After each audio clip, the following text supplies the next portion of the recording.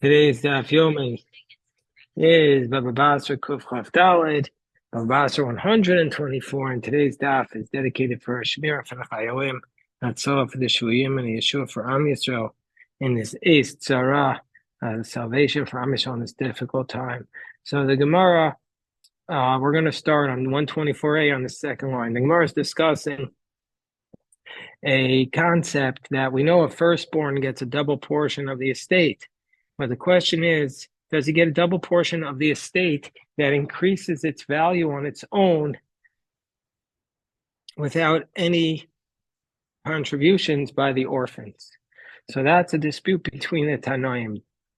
So the Gemara says, the Tanya, Ein Bechor Notel Pishnayim Meshevach Sheshavchu Nechasim Ma'achar Misas Avian.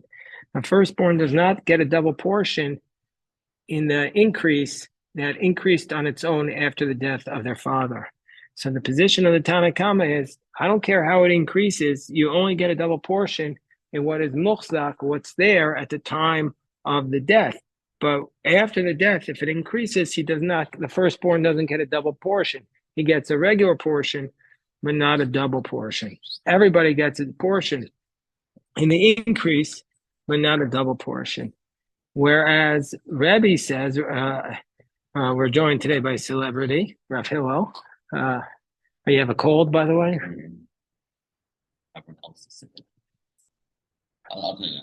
Whatever, it's okay. Baruch Hashem. Rebbe says, Omer Ani, Rebbe argues with the Tanna Kama. He says, I say, Bechor notel pishnayim b'shevach sheshavchu nechasim la'achar misas avian. We're 124a at the top. Rebbe's position is, I say that if the estate increased on its own, if their father's estate increased on its own after his death, we're going to say that he gets a double portion. Rebbe says, I say, Bechor notel pishnayim b'shevach sheshavchu nechasim la'achar misas avian. Avalo b'shevach shehishbichu yisomim la'achar misas avian. But not if the orphans contributed to it. So Rebbe's position is, if the estate went up on its own, then you get a double portion. But if the estate does not go up on its own, but the orphans have to contribute something, then we don't give him. Then the firstborn doesn't get a double portion. We also see from here a big Musar Haskell, a big beautiful idea that sometimes a person dies and they think, oh, this is what I gave to the world. But sometimes after the death of their father, the estate goes up on its own without even the orphans having to do anything.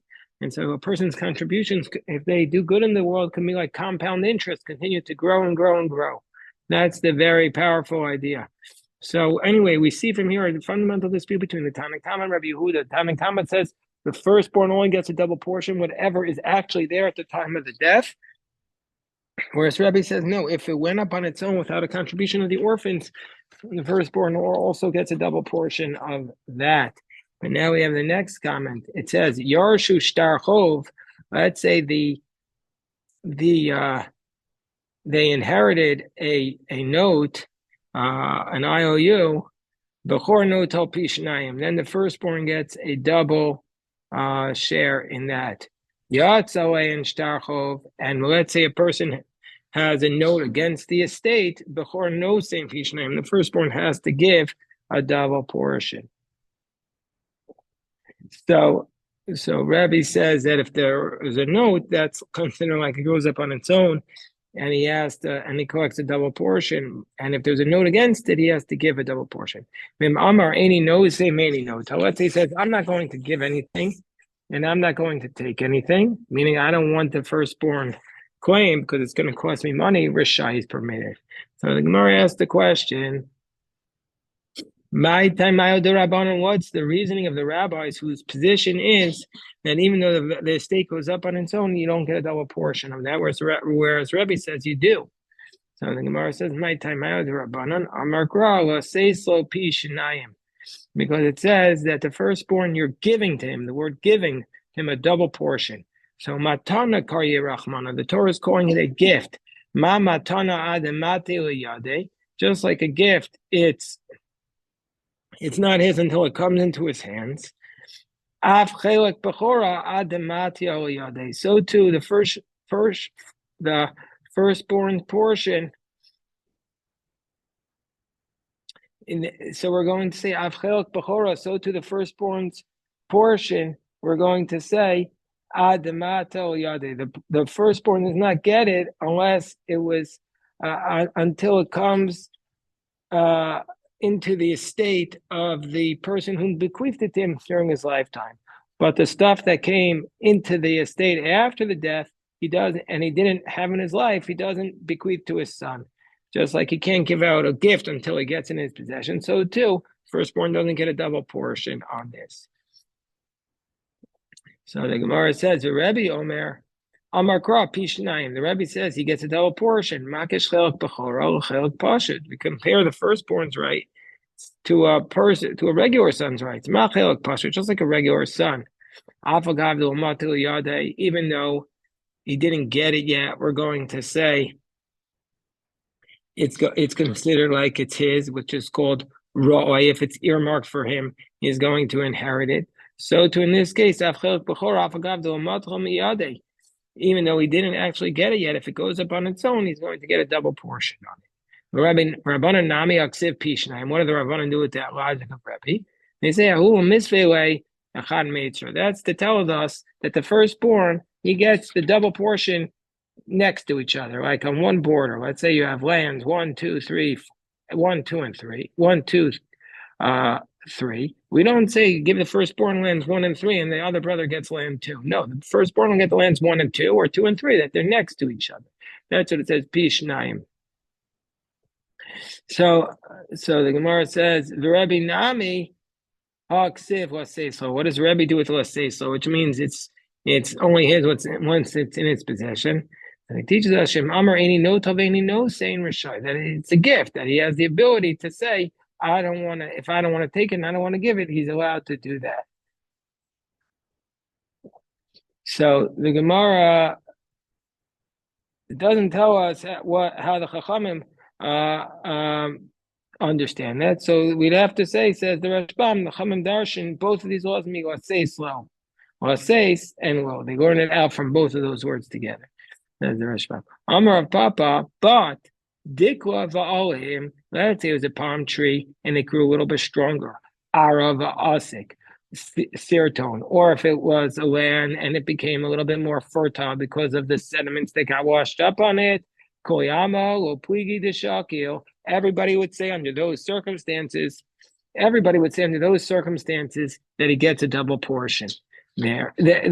Because even the Rabbanan would say that he takes a double portion, because this is not considered like something a new shevach. This is something that was organically a part of it, because it didn't change at all. That's exactly what it was. Ki pligi bechafura. Where are they arguing about a case? Where are they arguing about a case where it was B'chafura v'hava shuvli, where it was shoots that the father bequeathed to them, and after his death it became stalks, or shlufafi v'avetamri, or a palm tree that began to basically blossom and grow fruits after their father died. It started to grow dates. The Mar Savar Shavcha Mamela, that Rabbi is saying this is just a natural increase, and therefore he gets it. Umar Savar, as Chum say, Ishtani. It's changed name, because at first it was called, let's say, a hearts of palm, and now it's something completely new, and so therefore you're going to get the double portion in that. So now the Gemara says, Amar Rav Bar Chana, Amar Rav Chia, Asa Kedivrei Rebbe, Asa Kedivrei Chachamim, Asa.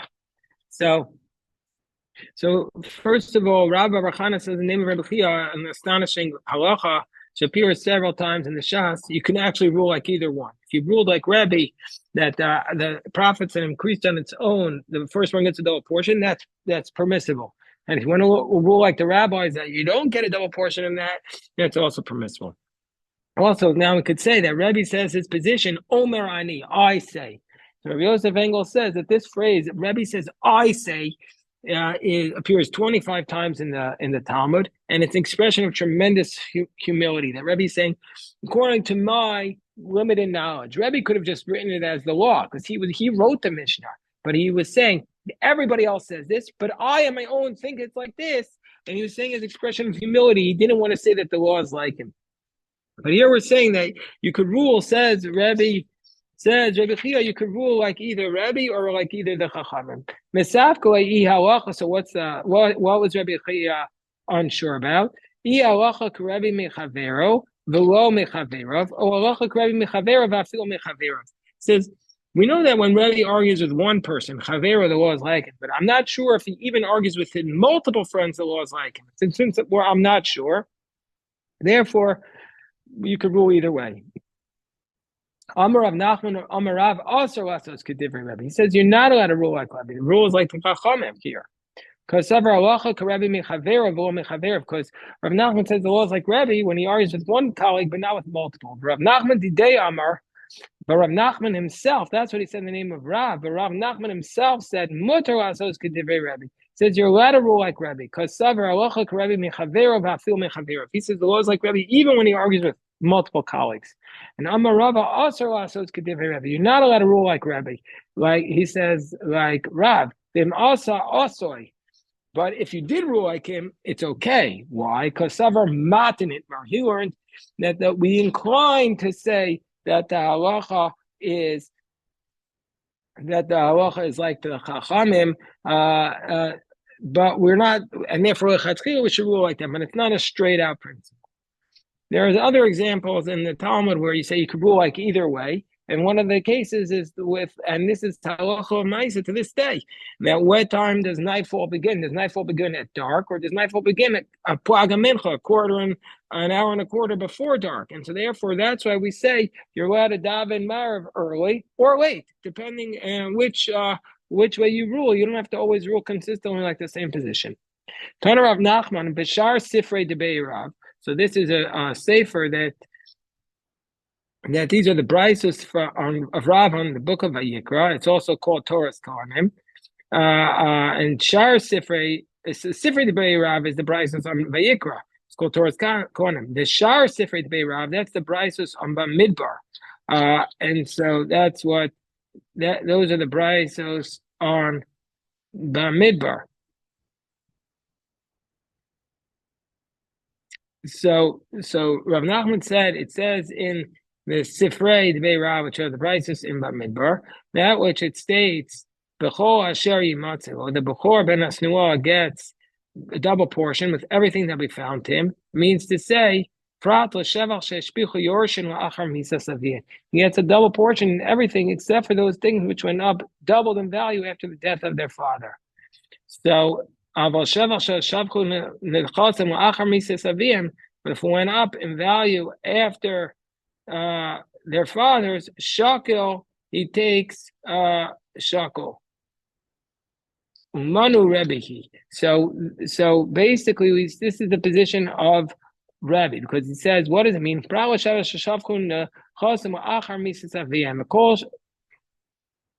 He says that he gets a double portion, but if the heirs put it in, then he doesn't get a double portion. But things that went up on its own, then he doesn't get it. Things that went up on its own, he gets a double portion, and that's exactly like Rabbi. Rabbi says that if it went up on its own, he gets a double portion. So Tani Rami Bar Chama Bashar Sifrei Debei Rav. So he taught as follows. He says it differently. He says V'chol Asher Yimatzel Pral Shevach Sheshavchu Nechasim Achar Misa Savian V'chol Shekein Shevach Sheshpichu Yorshim Achar Misa Savian. And he paskins the low shakel money rabbanon. So he rules like the rabbanon. He says that even if it went up on its own after the death of the father, they don't get a double portion. Firstborn does not get a double portion. Amar Rabbi Yehuda Amar Shmuel Ein Bechor Notel Pi Shnayim. So Rabbi Yehuda said in the name of Shmuel, the firstborn does not get a double portion. B'malvad. And if it was a loan, he doesn't get a double portion in the value. And this seems to be like the rabbanon. So the Gemara says,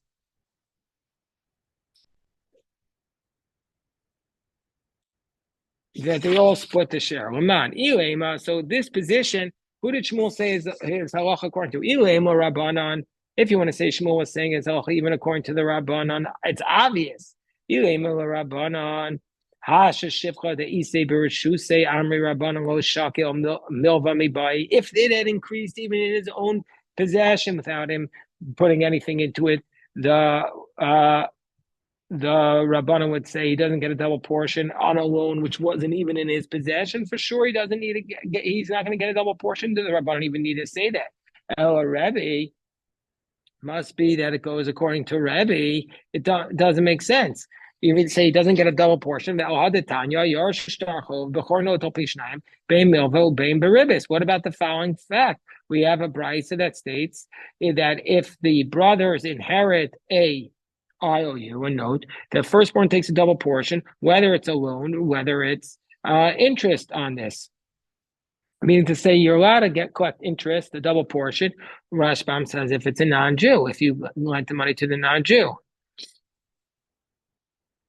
And so therefore, according to this position that you could collect the double portion in the loan and in the interest, if you say that according to Rebbe you can't, so if you say that it's according to the Rabbanan, well then it's obvious. And if you say it's according to that you don't collect the double portion in the loan and the interest, and if you say it's according to Rebbe, we have explicit pricing that says you do collect the double portion in a loan and interest. So that's the case. Who Shmuel?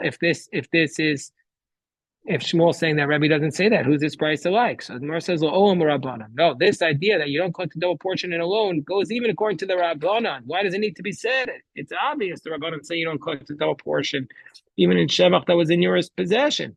It's just you might have thought Milva Kivin Hanakat Shtara commanded Gavyadam. You might have thought a loan, since you have a contract on it, it's like it's already collected. Kamash Shmuel, so Shmuel telling us no. It's like Roy, it's not collected and you don't get a double portion. Shalchum mitam, so they sent a message from Eretz Yisrael. Let's say their father left them a note. So they send a message that the father left them a note with a loan to a non-Jew, like the Rashbam's explanation. He collects the first one collects the note, the double portion, but not on the interest. A man, who is this like? If it's according to the Rabbanan, we should say even if it was in his possession, he doesn't get it. The loan for sure it doesn't need to be said that he doesn't get it. El Rebbe means say according to Rebbe he doesn't collect it, but we just had the brisa that says he does. Rebbe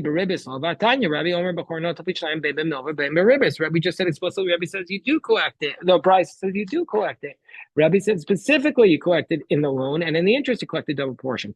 Mer says la'olam rabbanani and milva command the gavya dummy, and so he's telling us that the loan is like it's collected, but the ribbis.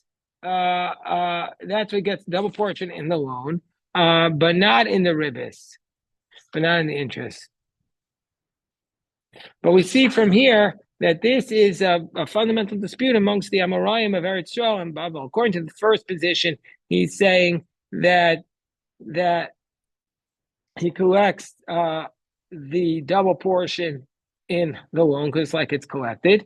But according to the second position, no, according to the first position, he doesn't collect the double portion in the loan because it's like it's not collected. You might have thought it was. And according to the second position, he collects the double portion in the loan because it's like it's collected. So there's a fundamental dispute. How do we view that? According to Shmuel, he doesn't collect the double portion in the loan. According to Amoraim of Eretz Yisrael, he does collect the double portion.